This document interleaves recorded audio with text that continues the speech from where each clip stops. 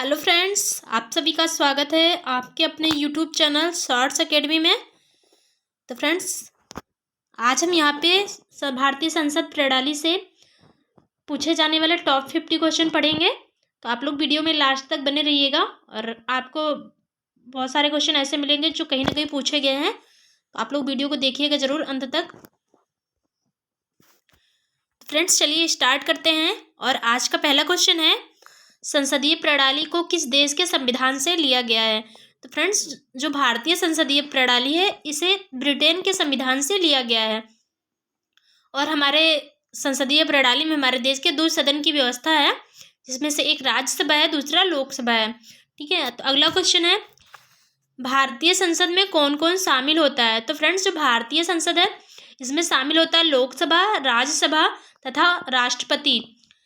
राष्ट्रपति संसद का एक अभिन्न अंग होता है, लेकिन जो राष्ट्रपति होता है वो किसी भी सदन में उपस्थित नहीं होता है, बैठता नहीं या किसी बैठक में भाग नहीं लेता है।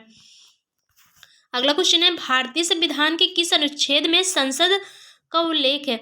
तो फ्रेंड्स, भारतीय संविधान के अनुच्छेद 79 यानी कि 79 में जो है संसद का उल्लेख है।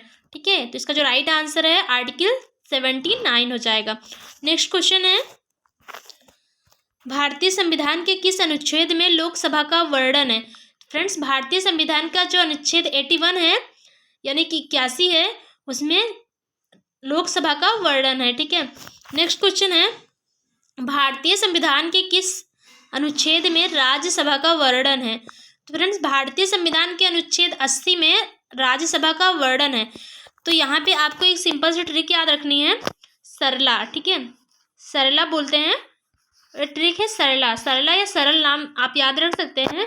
और यहाँ पे 79 से स्टार्ट होगा और ये 79, 80 और 81, यानी कि 79 में संसद हो जाएगी और 80 में जो हो जाएगा राज्यसभा हो जाएगा और 81 में लोकसभा हो जाएगा। तो ये आपको याद रखना है, एक फार्मूला है इसका, यानी ट्रिक है। और अगला क्वेश्चन है, लोकसभा के सदस्यों का कार्यकाल कितने वर्ष होता है? तो फ्रेंड्स, जो लोकसभा के सदस्य होते हैं इनका कार्यकाल 5 वर्ष होता है। और बात करें कि लोकसभा का सदस्य बनने के लिए न्यूनतम उम्र क्या होनी चाहिए, तो लोकसभा का सदस्य बनने के लिए जो न्यूनतम उम्र है वो 25 वर्ष है। तो लोकसभा का सदस्य बनने के लिए न्यूनतम उम्र आपकी 25 वर्ष होनी चाहिए। अगला क्वेश्चन है, लोकसभा के सदस्यों का कार्यकाल कितने वर्ष होता है? तो फ्रेंड्स, जो लोकसभा के सदस्य होते हैं उनका कार्यकाल 6 वर्ष का होता है। तो इसका जो राइट आंसर है वो है 6 वर्ष। लेकिन यहाँ पे एक थोड़ा सा कन्फ्यूजन उत्पन्न होती है कि जो राज्यसभा का सभापति होता है उसकी अगर उसका कार्यकाल पूछे कितने वर्ष होता है तो उसका केवल 5 वर्ष होता है, लेकिन अन्य सदस्यों का कार्यकाल 6 वर्ष का होता है। अगला क्वेश्चन है, राज्यसभा का सभापति कौन होता है? तो फ्रेंड्स, राज्यसभा का जो सभापति होता है वो भारत का उपराष्ट्रपति ही होता है, यानी कि उपराष्ट्रपति राज्यसभा का पदेन सभापति होता है। तो ये क्वेश्चन पूछा बहुत जाता है। अगला क्वेश्चन है यहाँ पे, लोकसभा का सदस्य बनने के लिए न्यूनतम उम्र कितनी होनी चाहिए? फ्रेंड्स, अभी जस्ट मैंने इसको डिस्कस किया है और लोकसभा का सदस्य बनने के लिए जो न्यूनतम उम्र होनी चाहिए वो 25 वर्ष है। अगला क्वेश्चन है, राज्यसभा का सदस्य बनने के लिए न्यूनतम उम्र कितनी होनी चाहिए? तो फ्रेंड्स, राज्यसभा का सदस्य बनने के लिए जो न्यूनतम उम्र सीमा है वो है 30 ईयर, यानी कि 30 वर्ष। इसी प्रकार अगर हम राज्यों में आए तो राज्य विधानसभा की अगर हम बात करें तो वहाँ पे 25 वर्ष होता है, लेकिन अगर विधान परिषद की बात करें तो वहाँ पे 30 वर्ष हो जाता है। अगला क्वेश्चन है, लोकसभा अध्यक्ष का चुनाव कौन करता है? तो फ्रेंड्स, जो लोकसभा अध्यक्ष का चुनाव होता है वो लोकसभा के सभी सदस्य मिलकर एक वोटिंग करते हैं और उसमें जिसके पास बहुमत होती है उसको चुनते हैं। तो इसका जो राइट आंसर है वो है लोकसभा के सदस्य मिलकर चुनते हैं।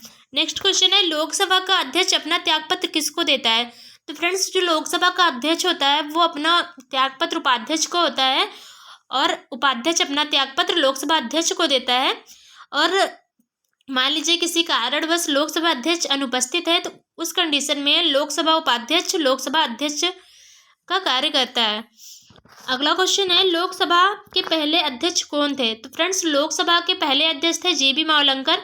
और ये क्वेश्चन हाल ही में जो पेट का एग्जाम हुआ था 16 को सेकेंड शिफ्ट में, उसमें ये क्वेश्चन पूछा गया था कि लोकसभा के पहले अध्यक्ष कौन थे। तो बहुत इंपॉर्टेंट क्वेश्चन है, मार्क कर लीजिएगा इसको। नेक्स्ट क्वेश्चन है, लोकसभा की पहली महिला अध्यक्ष कौन थी। तो फ्रेंड्स, लोकसभा की जो पहली महिला अध्यक्ष थी वो थी मीरा कुमार। तो आप लोग इसको याद रखिएगा, पूछा बहुत जाता है। अगला क्वेश्चन है, कौन सा विधेयक केवल लोकसभा में प्रस्तुत किया जा सकता है। फ्रेंड्स, जो धन विधेयक होता है ये केवल लोकसभा में ही प्रस्तुत किया जाता है। तो धन विधेयक, कभी कभी इसका आर्टिकल पूछ लेते हैं कि किस आर्टिकल में धन विधेयक का उल्लेख है। तो आर्टिकल नंबर 1110, और ये अभी पेट के एग्जाम में जो 16 का हुआ था सेकेंड शिफ्ट में, उसमें ये पूछा गया था धन विधेयक किस आर्टिकल में है। तो 110 में है, आर्टिकल नंबर 110 है, और आर्टिकल 110। तो आपको याद रखना है, पूछा बहुत जाता है धन विधेयक के लिए। और धन विधेयक को केवल लोकसभा में प्रस्तुत किया जा सकता है, और धन विधेयक को लाने से पहले राष्ट्रपति की पूर्व अनुमति लेनी होती है। और जब ये लोकसभा से पारित होकर राज्यसभा में जाता है तो वहाँ पे केवल 14 दिन के लिए 14 दिन के अंदर राज्यसभा को ये मतलब विधेयक पारित करके भेजना होता है। अन्यथा 14 दिन के बाद ये विधेयक अगर राज्यसभा ने पारित नहीं किया तो स्वतः पारित मान लिया जाता है। तो अगला क्वेश्चन है यहाँ पे, संयुक्त अधिवेशन बुलाने की शक्ति किसके पास है। तो फ्रेंड्स, संयुक्त अधिवेशन बुलाने की जो शक्ति है वो राष्ट्रपति के पास है, ठीक है। और ये बुलाता तो राष्ट्रपति है, बट अध्यक्षता राष्ट्रपति नहीं करता है। और इसकी अध्यक्षता जो करता है वो है लोकसभा अध्यक्ष। तो काफ़ी बार ये कंफ्यूजन हो जाती है कि अगर पूछ लिया जाता है, क्योंकि बुलाता तो राष्ट्रपति है। तो ऐसे जब एग्जाम में क्वेश्चन आ जाता है तो हमको लगता है नहीं, शायद अध्यक्षता भी राष्ट्रपति ही करता है, लेकिन वो नहीं करता है। अगला क्वेश्चन है, और यहाँ पे ये संयुक्त अधिवेशन बुलाने की जो शक्ति राष्ट्रपति के पास है और किस आर्टिकल के तहत ये बुलाया जाता है। तो आर्टिकल 108 के तहत संयुक्त अधिवेशन बुलाने की शक्ति है राष्ट्रपति के पास। तो ये कुछ आर्टिकल भी बहुत पूछा जाता है। अगला क्वेश्चन है, संयुक्त अधिवेशन किस अनुच्छेद के तहत बुलाया जाता है। तो नेक्स्ट क्वेश्चन ही वही था। तो संयुक्त अधिवेशन अभी जस्ट मैंने बताया 108 के तहत बुलाया जाता है। अगला क्वेश्चन है, संयुक्त अधिवेशन की अध्यक्षता कौन करता है। तो फिर अभी ये डिस्कशन हुआ है, लोकसभा अध्यक्ष करता है। नेक्स्ट क्वेश्चन है, किसी भी सदन में बैठक के लिए न्यूनतम सदस्य संख्या कितनी होनी चाहिए। मान लीजिए फ्रेंड्स, लोकसभा या राज्यसभा किसी भी सदन में बैठक करनी है तो न्यूनतम कितने सदस्य उपस्थित होने चाहिए, तब ये बैठक मतलब होगी। तो फ्रेंड्स, जितने भी लोकसभा है तो वहाँ की टोटल संख्या उसका लगभग उसका 1/10 भाग उपस्थित होना चाहिए। उसी प्रकार राज्यसभा का भी 1/10 भाग उपस्थित हो, तभी वहाँ पे मतलब बैठक होगी, अदरवाइज बैठक स्थगित कर दी जाएगी, ठीक है। और इसको कोरम बोलते हैं या गणपूर्ति बोलते हैं। तो कभी कभी पूछ लिया जाता है कोरम की संख्या कितनी है। तो 1/10, कुल सदस्यों का 1/10 भाग, ठीक है। अगला क्वेश्चन है, मंत्रिपरिषद किसके प्रति सामूहिक रूप से जिम्मेदार होता है। तो फ्रेंड, जो मंत्रिपरिषद होती है वो सामूहिक रूप से लोकसभा के प्रति उत्तरदायी होती है, लेकिन अगर व्यक्तिगत रूप में देखें तो वो राष्ट्रपति के प्रति उत्तरदायी होती है, क्योंकि जो मंत्रिपरिषद का गठन होता है वो राष्ट्रपति ही करता है प्रधानमंत्री की सलाह पे। तो ये अगर व्यक्तिगत रूप में देखें तो ये लोकसभा के प्रति होते हैं, लेकिन अगर व्यक्तिगत रूप में देखें तो ये जो है राष्ट्रपति के प्रति उत्तरदायी होते हैं। अगला क्वेश्चन है, लोकसभा में सदस्यों की संख्या अधिकतम कितनी हो सकती है। तो फ्रेंड्स, लोकसभा में जो अधिकतम सदस्यों की संख्या होती थी पहले वो 552 थी, लेकिन हाल ही में एक संविधान संशोधन किया गया जिसके तहत जो 2 एंग्लो इंडियन मनोनीत किए जाते थे उनको हटा दिया गया है। तो वर्तमान में ये संख्या 550 हो चुकी है। तो आपको ये ऑप्शन में 552 देखिए कंफ्यूज कर सकता है, बट अभी ये 550 हो चुकी है। अगला क्वेश्चन है, लोकसभा में वर्तमान में कितने सदस्य हैं। तो फ्रेंड्स, जो अभी 17वीं लोकसभा का जो चुनाव हुआ था 2019 में, उस टाइम 543 सीटों पे वोटिंग हुई थी। तो ये क्वेश्चन ये है, 543 सीटों पे वोटिंग हुई थी, 2 सीटें जो है नहीं, जिन पे वोटिंग कैंसिल कर दी गई थी या कुछ ऐसा मामला था। और वर्तमान में मतलब 545 सीटों पे वोटिंग होती थी, यानी कि मतलब 545 सीटों पे वोटिंग होती है, लेकिन जो 17वीं लोकसभा थी उसमें केवल 543 सीटों पे वोटिंग हुई थी। तो अगला क्वेश्चन है, लोकसभा में कुल कितनों सीटों पर मतदान होता है? तो वर्तमान में जो मतलब लोकसभा सीटें हैं वो 545 है, लेकिन अधिकतम 550 हो सकती है। ठीक है, अगला क्वेश्चन है, लोकसभा में राज्यों में कुल कितने सीटें हैं? लोकसभा में राज्यों से कुल कितने सीटें चुनी जाती हैं, यानी कि राज्यों का इसमें कितना प्रतिशत है या कितनी सीटें राज्यों के नाम है? तो फ्रेंड्स 530 सीटें जो है वो राज्यों से चुनी जाती हैं, वहीं जबकि 20 सीटें जो हैं ये केंद्र शासित प्रदेशों से चुनी जाती थी। जबकि 2 सीटें जो पहले थी एंग्लो इंडियन, जो ब्रिटेन के जो लोग यहाँ पे स्वतंत्रता के पहले यहाँ पे रह गए और स्वतंत्रता के बाद यहीं पे रह गए वो लोग, तो उनके लिए 2 सीटें निर्धारित की गई थी। तो उन्हें अभी हाल ही में वो संविधान संशोधन के माध्यम से उसको निरस्त कर दिया गया है। तो जो है राज्यों की जो सीटें हैं वो 530 है। ठीक है, इसको याद रखिएगा, 530 और 20 केंद्र शासित प्रदेश से। अगला क्वेश्चन है, लोकसभा में केंद्र शासित प्रदेशों के लिए कितनी सीटें हैं? तो फ्रेंड्स 20 सीटें अभी जस्ट बताया मैंने। अगला क्वेश्चन है, लोकसभा में वर्तमान में राज्यों से कुल कितनी सीटें हैं? तो फ्रेंड्स ये क्वेश्चन शायद एक बार रिपीट हो गया है। तो लोकसभा से टोटल 530 सीटें राज्यों की, मतलब राज्यों का प्रतिनिधित्व 530 सीटों पर होता है। अगला क्वेश्चन है, वर्तमान में लोकसभा में केंद्र शासित प्रदेशों से कितनी सीटें हैं? तो फ्रेंड्स वर्तमान में लोकसभा से जो मतलब टोटल सीटें हैं केंद्र शासित प्रदेश से वो 13, मतलब जो चुनाव हुआ 13 केंद्र शासित प्रदेश इसमें मतलब पार्टिसिपेट किए थे, मतलब केंद्र शासित से 13 सीटें जीत के आई हैं लोकसभा में। ठीक है, ये हुआ, ये जो अभी चुनाव हुआ था 2019 का उसकी बात है। अगला क्वेश्चन है, लोकसभा के सदस्यों का चुनाव कैसे होता है?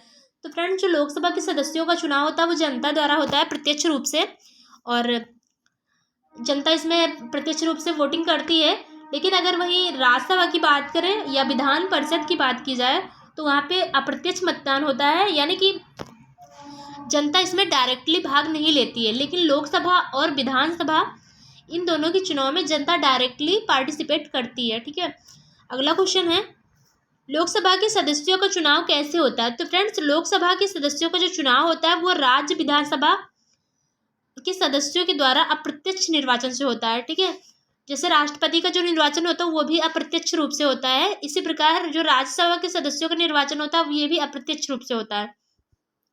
नेक्स्ट क्वेश्चन है, लोकसभा के वर्तमान अध्यक्ष कौन है? तो फ्रेंड्स लोकसभा के वर्तमान जो अध्यक्ष हैं वो ओम बिरला हैं, जो कि कोटा से सांसद हैं। कोटा जो कि राजस्थान में पड़ता है, वहां से ये सांसद हैं।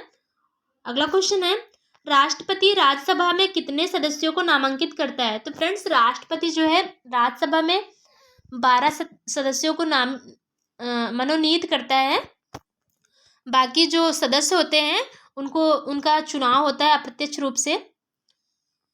अगला क्वेश्चन है,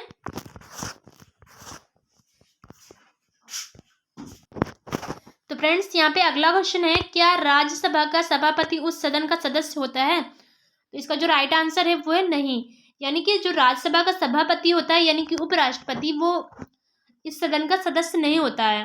ठीक है, तो पूछा बहुत जाता है कि कौन सा ऐसा मतलब पद है जिसपे जो अध्यक्ष है वो उस सदन का सदस्य नहीं होता है, तो वो उपराष्ट्रपति है जो कि राज्यसभा का सदस्य नहीं होता है। लेकिन जो उपराष्ट्रपति का जो चुनाव होता है वो इसी बेस पे होता है कि हाँ वो राज्यसभा का सदस्य बनने की योग्यता रखता हो। अगला क्वेश्चन है, राज्यसभा में सदस्यों की अधिकतम संख्या कितनी हो सकती है? तो फ्रेंड्स राज्यसभा में जो सदस्यों की अधिकतम संख्या होती है वो 250 हो सकती है अधिकतम संख्या। ठीक है, नेक्स्ट क्वेश्चन है, किस राज्य में लोकसभा की सीटें सर्वाधिक हैं? तो फ्रेंड्स उत्तर प्रदेश में लोकसभा की सर्वाधिक सीटें हैं जो कि 80 है, यानी कि 80। और बात करें राज्यसभा सीटें की तो यहाँ पे राज्यसभा सीटें भी सर्वाधिक हैं जो कि 31 है, यानी कि 31 राज्यसभा की सीटें। और विधानसभा की सीटें भी सर्वाधिक यहीं पे हैं, वो कितनी है?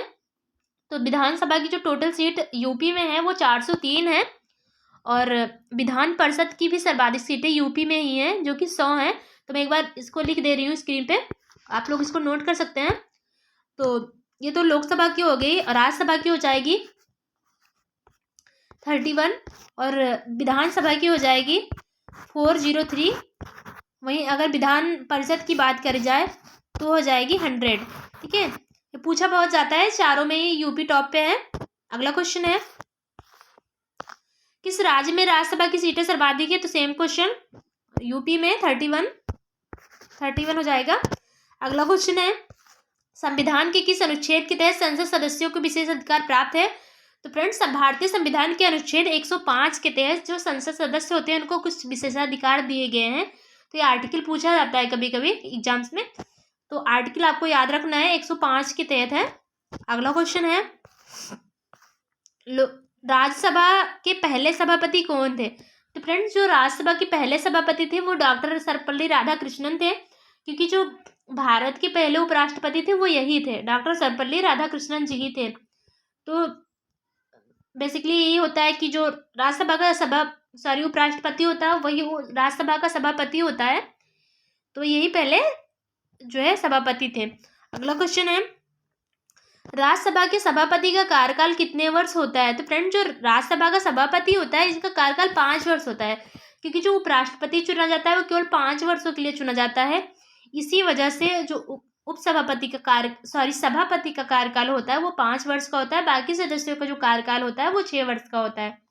ठीक है, और फ्रेंड्स यहीं पे एक बात और आप लोगों को बता दे रही हूँ कि जो राज्यसभा के 1/3 सदस्य होते हैं वो प्रत्येक दूसरे वर्ष मतलब वो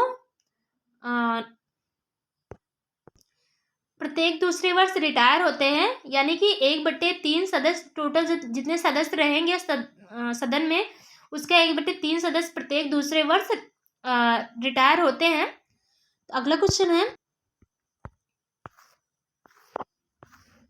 ऐसा कौन सा सदन है जो कभी भंग नहीं किया जा सकता? तो फ्रेंड्स, राज्यसभा कभी भंग नहीं की जा सकती है, क्योंकि एक अस्थाई सदन है और इसमें जो है इसे उच्च सदन की संज्ञा दी जाती है राज्यसभा को, और एक अस्थाई सदन है और इसे कभी भंग नहीं किया जा सकता है। ठीक है, और अगला क्वेश्चन है यहाँ पे, लोकसभा को भंग करने का अधिकार किसके पास है? तो फ्रेंड्स, लोकसभा को भंग करने का जो अधिकार है वो राष्ट्रपति के पास है। ठीक है, तो अगला क्वेश्चन है, संसद के कुल कितने सत्र होते हैं? तो फ्रेंड्स, संसद के जो कुल सत्र होते हैं वो टोटल 3 होते हैं। ठीक है, और जिसमें एक पहला है ग्रीष्मकालीन सत्र, दूसरा शीतकालीन सत्र और एक मानसून सत्र होता है। ठीक है, तो 3 सत्र टोटल चलते हैं जो है संसद के। अगला क्वेश्चन है, राष्ट्रपति लोकसभा में कुल कितने एंग्लो इंडियन को मनोनीत कर सकता था? तो जैसे मैंने पहले बताया कि राष्ट्रपति लोकसभा में 2 सदस्यों को मनोनीत कर सकता था पहले, बट अभी ये सारी चीज़ें हटा दी गई हैं और संविधान संशोधन के माध्यम से। तो वर्तमान में अगर ये क्वेश्चन आता है तो अगर ये पूछा जाता पहले कितने नियुक्त करता था, 2 आंसर करिएगा, और वैसे भी ये क्वेश्चन ऐसे अब पूछा नहीं जाना चाहिए। अगला क्वेश्चन है, कोई सदस्य कितने दिन तक अनुपस्थित रहने की वजह से सदन में उसकी सदस्यता रद्द हो जाती है? तो फ्रेंड्स, अगर कोई सदस्य जो कि लोकसभा या राज्यसभा का मेंबर है वो अगर कंटिन्यूस 60 दिन तक जो बीच में छुट्टी वगैरह रहती है उनको छोड़ के बाकी 60 दिन तक अगर वो लगातार सदन में उपस्थित नहीं होता है तो उसकी सदस्यता रद्द हो जाती है।